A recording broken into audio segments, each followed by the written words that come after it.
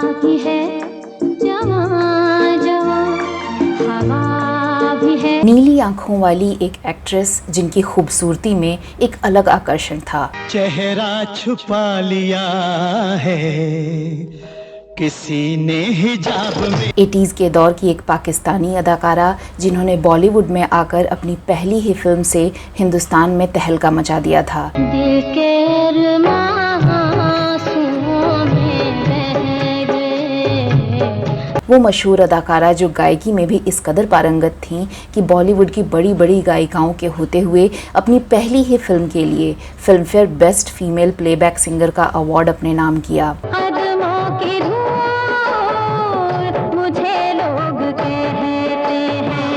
लेकिन क्या आप जानते हैं कि पाकिस्तान के कराची शहर में पैदा हुई ये अभिनेत्री एक ब्रिटिश नागरिक थीं और भारत में हिंदी सिनेमा के शोमैन कहे जाने वाले राज कपूर रिश्ते में इनके मामा लगते थे। चुपके चुपके रात दिन आंसू बहा। क्या आपको पता है कि भारत सरकार ने इन्हें OCI कार्ड दिया जिससे इन्हें भारत आने के लिए वीज़ा की ज़रूरत नहीं पड़ती थी और इसका आधार बने इनके हिंदू नाना और मुस्लिम नानी।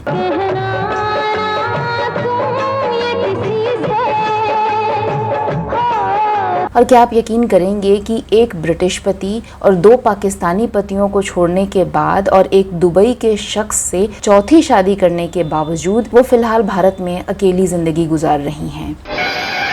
वसीम, तलाक नहीं, तलाक खुदा के लिए नहीं, तलाक।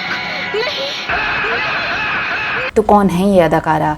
कौन थे इनके नाना नानी? किस तरह से इनका कपूर ख़ानदान से गहरा रिश्ता है और क्यों ब्रिटिश नागरिकता और पाकिस्तानी मूल की होने के बावजूद ये मुंबई में रह रही हैं? बताएंगे और भी बहुत कुछ। आप देखते रहिए बॉलीवुड के रोचक किस्से वेदिका के साथ।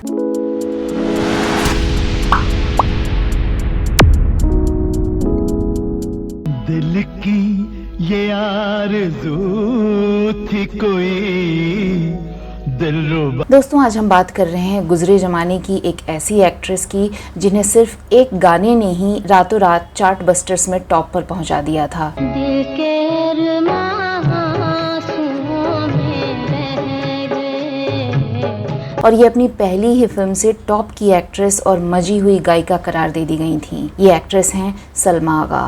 मेरा नाम सलमा, सलमा, सलमा, मेरा नाम सलमा। भले ही इस एक्ट्रेस ने फिल्मों में बहुत ज़्यादा समय तक काम नहीं किया, लेकिन अपनी पहली ही फिल्म में इन्हें बेस्ट एक्ट्रेस का नॉमिनेशन मिला, तो साथ ही बेस्ट सिंगर का फिल्म फेयर अवार्ड भी हासिल हुआ। तो वहीं वो हर मिजाज के गीत गाने के लिए भी जानी जाती थीं और देखते ही देखते हिंदी सिनेमा जगत में एक अलग और मजबूत पहचान बना ली थी। तो कौन है सलमा आगा और कैसे शुरू हुआ था इनका हिंदी फिल्मों का सफ़र?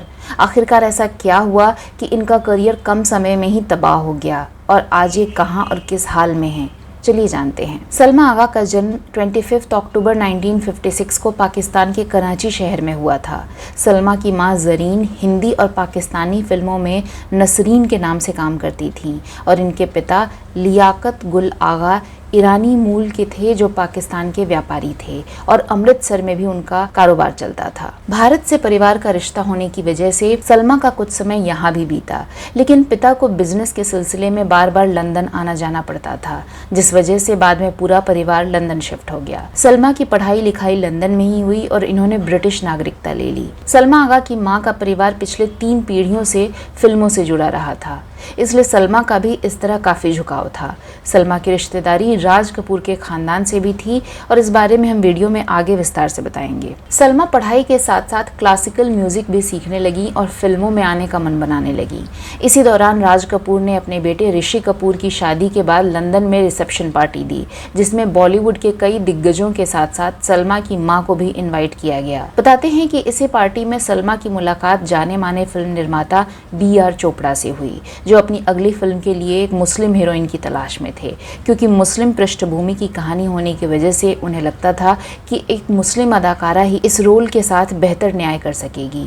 उन्होंने सलमा आगा को देखते ही अपने फिल्म का ऑफर दे डाला और जब इनकी आवाज़ सुनी तो इन्हीं से फिल्म के गाने गवाने का भी फैसला ले लिया। तो इस तरह सलमा भारत आ गईं और फिल्म की शूटिंग शुरू हुई। 3 तलाक जैसे गंभीर मुद्दे पर बनने वाली ये पहली बॉलीवुड फिल्म थी जिसमें एक संवेदनशील मुद्दे को बेहद प्रभावशाली ढंग से पेश किया गया था और 3 तलाक के दंश, दुष्परिणामों और हलाला के बारे में खुलकर दिखाया गया था। इसमें सलमा आगा की भूमिका ऐसी लड़की की थी जो इन कुरीतियों का सामना करती है और उसकी जिंदगी दर्द और गम में डूबती चली जाती है। फिल्म का नाम पहले रखा गया था तलाक तलाक तलाक, पर मुस्लिम समुदाय के विवादों के बाद इसे बदलकर निकाह कर दिया गया। फिल्म में सलमा आगा ने ही अपने ऊपर फिल्माए सारे गीतों को आवाज दी जो सुपर डुपर हिट हुए। इस फिल्म को देखने के बाद लोग इस हीरोइन के बारे में एक दूसरे से पूछने लगे कि नीली आंखों वाली ये गोरी सी लड़की कौन है जो खूबसूरत होने के साथ साथ बेहतरीन गायिका भी है। इस तरह सुरैया, नूरजहां और सुलक्षणा पंडित जैसी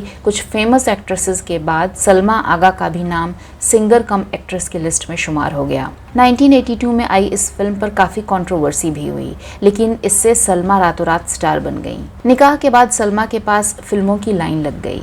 इसके बाद उनकी फिल्में आईं कसम पैदा करने वाले की, सलमा, ऊंचे लोग, जंगल की बेटी, 5 फौलादी, महावीरा आदि। सलमा ने उस दौर के कई बड़े स्टार्स के साथ स्क्रीन शेयर किया जिसमें मिथुन चक्रवर्ती के साथ उनकी जोड़ी खूब जमी। मिथुन के साथ फिल्म पति पत्नी और तवायफ में सलमा ने एक तवायफ का किरदार निभाया जिसमें उनका नेगेटिव शेड था और इसमें उनके ऊपर फिल्माए गए कई गाने हिट साबित हुए। तो वहीं इस फिल्म में वैम्प के रूप में उनकी डायलॉग डिलीवरी भी काफी पसंद की गई, लेकिन इसके बावजूद उन्हें वो सफलता नहीं मिल सकी जो निकाह से हासिल हुई थी। इसके पीछे की एक वजह सलमा द्वारा फिल्मों का ठीक से चुनाव न करना माना गया। वहीं सलमा एक ही तरह के किरदार के लिए फिट लगती थी और उन पर वेस्टर्न स्टाइल बिल्कुल नहीं जमती थी, फिर भी वो इसे निभाती थी जो उन पर अजीब सा लगता था। सलमा ने हिंदी के साथ साथ तमिल, तेलुगु और मलयालम फिल्मों में भी काम किया। जानकार बताते हैं कि उन्हें राज कपूर की फिल्म हिना भी ऑफर हुई थी, लेकिन ऐन मौके पर सलमा की नानी बीच में आ गई और उन्होंने राज कपूर से सलमा को किसी भी कीमत पर फिल्मों में काम ना देने की बात कही। कहते हैं इससे सलमा के हाथ से कई अच्छी फिल्में चली गईं। वहीं फिल्म एक्सपर्ट्स ये भी बताते हैं कि सलमा ने एक्टिंग से ज्यादा अपने सिंगिंग करियर पर फोकस किया। वो फिल्म निर्माताओं पर दबाव डालती थी कि जिन फिल्मों में वो काम करेंगी उसके गाने वो खुद ही गाएंगी। जाहिर है हर डायरेक्टर उनकी इस शर्त को मानने को तैयार नहीं हो सकता था, क्योंकि ऐसे में वो लता मंगेशकर, आशा भोसले या किसी और गायिका से अपनी फिल्मों में नहीं गवा पाता और सभी नायिकाओं पर सलमा की आवाज़ भी फिट नहीं बैठती थी। ऐसे में सलमा ने अपनी जिद में आकर कुछ और बेहद अच्छी फिल्में भी छोड़ दी, तो साथ ही वो पाकिस्तान और बांग्लादेश की फिल्मों के लिए भी गाने के लिए बीच बीच में लंबे समय के लिए भारत से गायब रहती थी, जिससे बॉलीवुड में निर्माताओं ने उन्हें सीरियस लेना बंद कर दिया। इसके साथ ही सलमा मोहब्बत के चक्कर में भी खूब डूबी रहती और अपने रिश्तों को लेकर भी हमेशा चर्चा में रहती। ये भी एक बड़ी वजह रही कि बॉलीवुड के निर्माताओं ने उनसे दूरी बना ली, क्योंकि वो करियर को लेकर थोड़ी भी गंभीर नजर नहीं आ रही थी। वो बार बार शादी करती, अलग होती और फिर नई शादी करती। जाहिर है इस चक्कर में पड़े रहने से उनका काफी वक्त जाया हो रहा था। बॉलीवुड में अपने फिसलते करियर को संभालने के लिए उन्होंने जंगल की बेटी जैसी एक सी ग्रेड फिल्म भी की, जिसमें खूब अंग प्रदर्शन भी किया, लेकिन ये भी काम नहीं आया। सलमा आगा वन फिल्म वंडर करार दे दी गई और आखिरी बार 1996 में आई फिल्म गहरा राज में नजर आईं। इसके अलावा वो कुछ पाकिस्तानी फिल्मों में भी काम करती दिखी, लेकिन धीरे धीरे शोहरत उनसे छिनती चली गई और उनका जलवा बिखर गया। सुनना तो मेरी तकदीर है, औरत हूँ ना जो सदियों से मर्द की बात सुनती चली आई, लेकिन आज तुम्हें मेरी बात सुननी पड़ेगी। चलिए अब बात करते हैं सलमा आगा की पर्सनल लाइफ की। फिल्मों में लॉन्च होने से पहले ही उनका नाम न्यूयॉर्क के बिजनेसमैन महमूद सिप्रा के साथ जुड़ा था, जिन्होंने निर्माता बनकर सलमा आगा को हीरोइन बनाने के सपने दिखाए। 3 फिल्मों बेगम, साहिबा और बेबसी बनानी भी शुरू की, फिर सलमा से निकाह कर लिया। बताते हैं कि महमूद सिप्रा ने ये फिल्में सलमा आगा को पाने के लिए ही बनानी शुरू की थी। निकाह के बाद सिप्रा ने इन फिल्मों पर काम करना बंद कर दिया और कुछ ही दिनों बाद सलमा से अलग भी हो गए और इस तरह सलमा लालच में आकर पर्सनल और प्रोफेशनल दोनों मोर्चे पर ठगी गईं। इसके बाद सलमा आगा ने 1980 में पाकिस्तान के actor, director, producer Javed Sheikh से दूसरी शादी की और कुछ पाकिस्तानी फिल्में साइन कर लीं। जावेद शेख पहले से शादीशुदा थे और 2 बच्चों के पिता थे, लेकिन सलमा का ये दूसरा निकाह भी ज़्यादा नहीं चल सका और दोनों अलग हो गए। साल 1989 में सलमा ने तीसरा निकाह किया। इस बार उनके शौहर बने थे पाकिस्तान के स्क्वैश प्लेयर रहमत खान। वो लंदन में सलमा के पड़ोसी हुआ करते थे। रहमत खान से सलमा आगा को 2 बच्चे हुए, साशा आगा और अली आगा। ये शादी 2010 तक चली। उनके पति ने किसी और से शादी कर ली और तीसरे पति से भी सलमा का तलाक हो गया।